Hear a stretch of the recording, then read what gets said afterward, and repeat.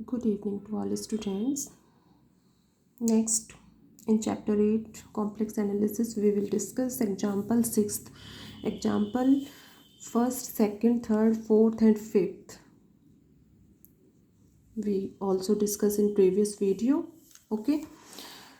Example 1 to 5th complete हो गए अपने 1 to 5th. ठीक है.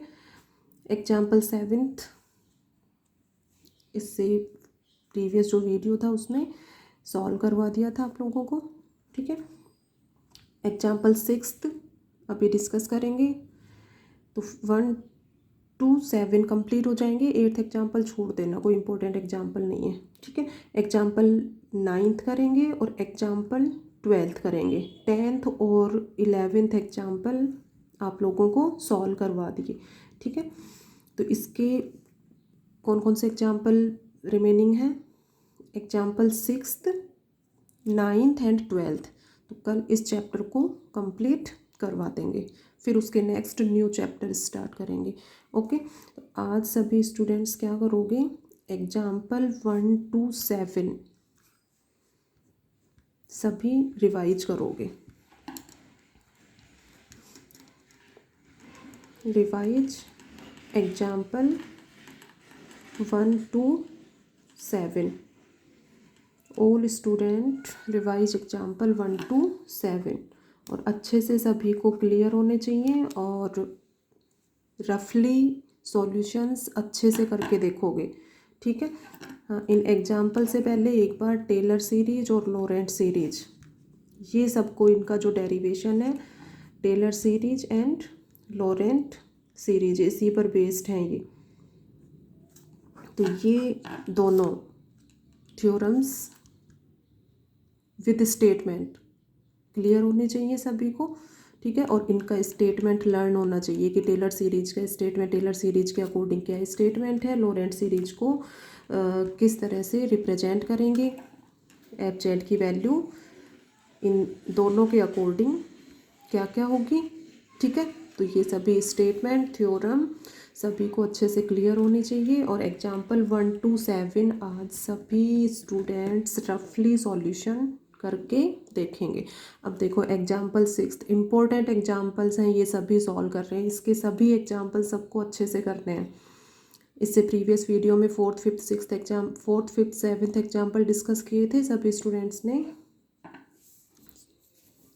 नोट्स प्रिपेयर कर लिए होंगे, क्लियर हो गए होंगे. और फिर भी किसी स्टूडेंट को प्रॉब्लम हो किसी स्टेप में तो क्लियरली मुझसे पूछ सकते हो. बाकी वीडियो में बहुत अच्छे से आप लोगों को एक्सप्लेनेशन दे दिया है. देखो 6th एग्जाम्पल में क्या गिवन है? With the help of Laurent series for f z equal to 1/1 minus z z minus 2. इस फंक्शन के लिए लॉरेंट सीरीज की हेल्प से क्या प्रूव करना है? Integration of c f z d z equal to 2 pi iota c be any closed contour within the annulus 1 is less than mod of Z is less than 2. तो देखो सबसे first point function F z ये दिया हुआ है. ठीक है. इस फंक्शन के लॉरेंट सीरीज की हेल्प से मीन्स सबसे फर्स्ट इस फंक्शन के लिए लॉरेंट सीरीज फाइंड आउट करनी है. ठीक है. लॉरेंट सीरीज फाइंड आउट करोगे, देन इस एनुलस के लिए या इस एरिया के लिए कहो, रीजन कहो, इसके लिए ये कंडीशन प्रूव करनी है. Integration c f z d z equal to 2 pi iota. Next इसमें एक पार्ट और है, फर्स्ट इसको सॉल्व करेंगे. ठीक है. सबसे पहले इसको पार्शियल फैक्टर्स में रिजॉल्व डिवाइड करोगे. क्लियर है. उसके लिए वही ये इसकी पावर 1 है, इसकी भी 1 है. ठीक है. तो इसको ये लीनियर फॉर्म में है तो 1/z 1 minus z z minus 2 equal to a/1 minus z plus b/z minus 2. Constant a और b की वैल्यू शॉर्ट ट्रिक्स के अकॉर्डिंग फाइंड आउट करोगे. सभी कर सकते हो. ठीक है. कई क्वेश्चंस में आप लोगों को बता दिया कैसे इसको पार्शियल फैक्टर्स में रिजॉल्व करना है. लीनियर फॉर्म में है. Then this term equal to a/1 minus z plus b/1 minus b/z minus 2. A की वैल्यू फाइंड आउट करनी है, तो इसको जीरो पुट करोगे, 1 minus z equal to zero, then z equal to 1, z equal to 1, इसको छोड़ दो और इसमें पुट करो 1 माइनस 2 माइनस 1, तो ए की वैल्यू क्या आ गई, -1 अपॉन 1 माइनस जेड। बी की वैल्यू फाइंड आउट करने के लिए इसको जीरो पुट करोगे तो z equal to 2, z equal to 2, इसको छोड़ दो और यहाँ पर पुट करोगे तो z equal to 2, 1 minus 2 minus 1, ठीक है। तो ये आएगा -1 अपॉन जेड माइनस 2।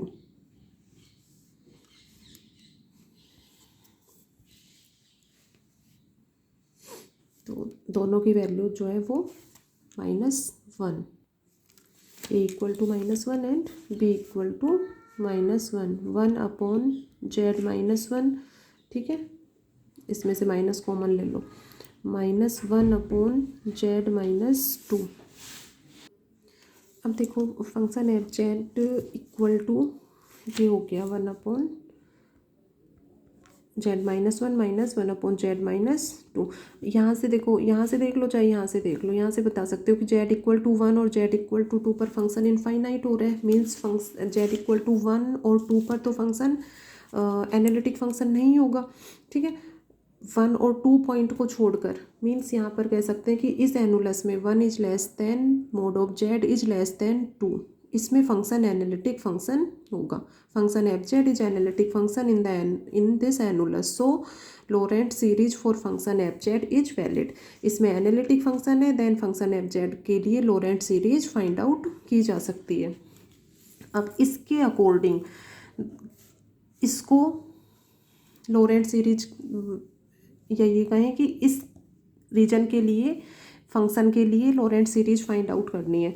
तो देखो कैसे इसको सॉल्व करोगे, 1 is less than mod of Z is less then ये है, ठीक है, means 1 is less than mod of Z, तो यहाँ से 1 upon mode of Z is less then 1, और यहाँ से ये कह सकते हो mode of 1 upon Z is less then 1, mode Z is less than 2,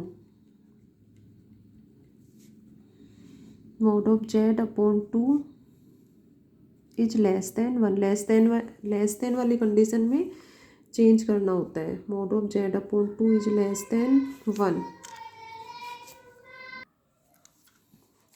तो अब ये लेस देन वाली कंडीशन में चेंज क्या कर दिया, इस रीजन के अकॉर्डिंग ये कंडीशंस जो है वो वैलिड है, ठीक है। तो बाइनोमियल एक्सपेंशन जो है उसमें इसके अकॉर्डिंग, तो इनमें से देखो इसको 1 अपॉन जेड के फॉर्म में लोगे, इसको 2 मोड ऑफ जेड अपॉन 2 के फॉर्म में लोगे, जेड अपॉन 2 के फॉर्म में, तो इसमें से तो देखो क्या कॉमन लोगे, जेड कॉमन लो, तो 1 अपॉन जेड कॉमन लोगे तो ये हो जाएगा 1 माइनस 1 अपॉन जेड, ठीक है। 1 upon Z is less then 1, ये है लेस देन 1 है ये, तो यहाँ पर इस टर्म के लिए बाइनोमियल थ्योरम को यूज कर सकते हैं।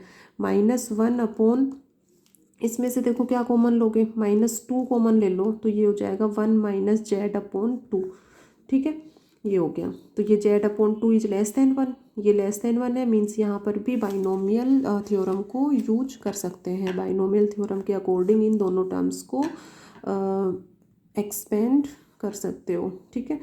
फिर उसमें देखेंगे कि सॉल्व करेंगे, फिर देखेंगे जेड की पॉजिटिव पावर्स आ रही हैं तो वो टेलर सीरीज होगी, और जेड की नेगेटिव पावर्स भी यदि उसमें इंक्लूड हो रही हैं देन फंक्शन एफ जेड के लिए लोरेंट सीरीज फाइंड आउट हो गई।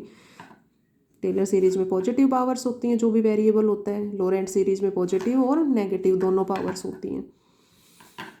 तो ये हो गया 1 upon Z, 1 minus 1 upon Z की power -1, minus minus plus 1 upon 2, और ये हो गया 1 माइनस जेड अपॉन 2 की पावर -1, ठीक है।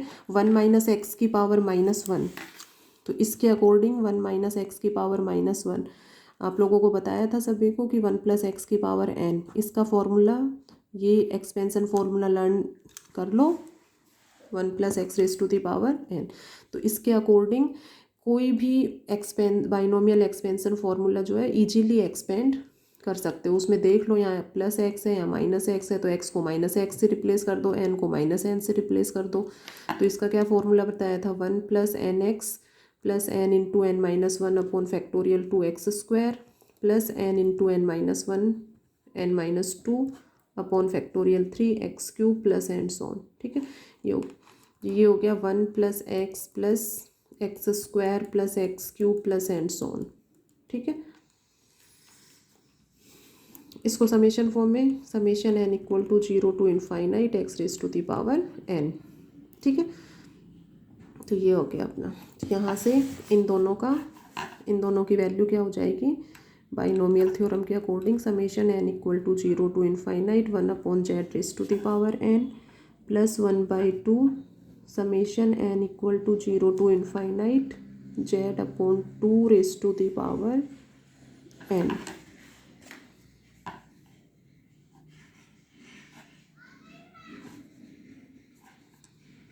Summation n equal to 0 to infinite 1/z⁻n plus 1 plus ये इनको भी एक साथ कर लो z⁻n/2n प्लस 1। ठीक है, ये इक्वेशन मार्क कर लो, इक्वेशन फर्स्ट ले लो इसको, और ये अपना इक्वेशन नंबर सेकंड हो गया। ठीक है, अब नेक्स्ट ये टर्म आ गई अपनी। ठीक है, यहाँ तक। अब फंक्शन f(z) के लिए लोरेंट सीरीज का जो फॉर्म है वो इसमें देखो z की पॉजिटिव और ये नेगेटिव पावर्स हैं, तो ये फंक्शन f(z) के लिए लोरेंट सीरीज फाइंड आउट हो गई। तो मेन f(z) की ये वैल्यू मेन हो गई। अब अपने को इसमें प्रूव करना है integration of c f(z) dz equal to 2π अब देखो इस टर्म को इसमें इंक्लूड करने के लिए ये कहें कि इसकी वैल्यू ये फाइंड आउट करनी है, तो ये टर्म कैसे आएगी अपने पास इसमें। तो उसके लिए सबसे फर्स्ट लोरेंट सीरीज का जो जनरल फॉर्म होता है उसको लेते हुए और फिर नेक्स्ट स्टेप्स देखो इसमें किस तरह से सॉल्व करोगे।